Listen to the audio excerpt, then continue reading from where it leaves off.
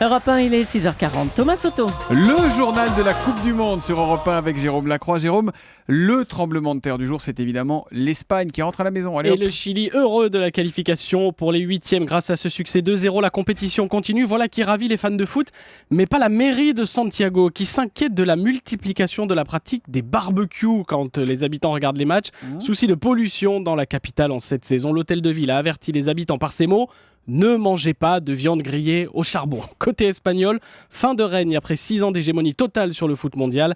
Et avant de repartir pour Madrid, objectif éviter le 0 pointé, ce qui serait historique pour un tenant du titre. Lundi à Curitiba, le dernier match contre l'Australie, également éliminé, défaite 3-2 contre les Pays-Bas, eux aussi qualifiés en 8e.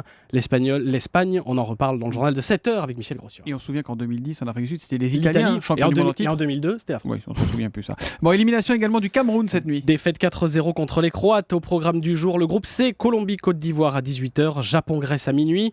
Mais l'affiche, c'est Uruguay-Angleterre, 21h. Rencontre de la peur entre deux formations battues au premier match et qui pourrait bien emboîter le pas de l'Espagne. Demain, ce sera Suisse-France. Que nous réserve Didier Deschamps pour demain, vous le savez ou pas? A priori, on devrait voir à Salvador de Bahia la même équipe que dimanche dernier à Porto Alegre contre le Honduras, à savoir Griezmann titulaire à l'animation offensive.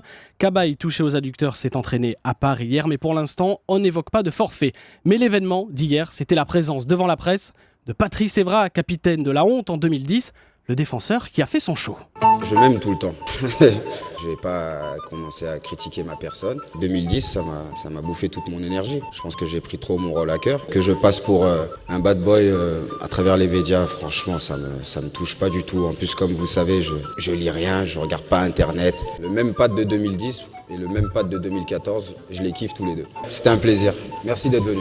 Voilà, des propos recueillis Sur une musique du Grand Blond. par Cyril de la Morinerie, absolument. Ce soir, les Bleus seront à Salvador de Bahia pour une dernière mise en place à huis clos. Et puis, je dois vous le dire ce matin, Thomas, je suis désolé, on n'est pas bien pour demain. Suisse-France, deuxième match de poule.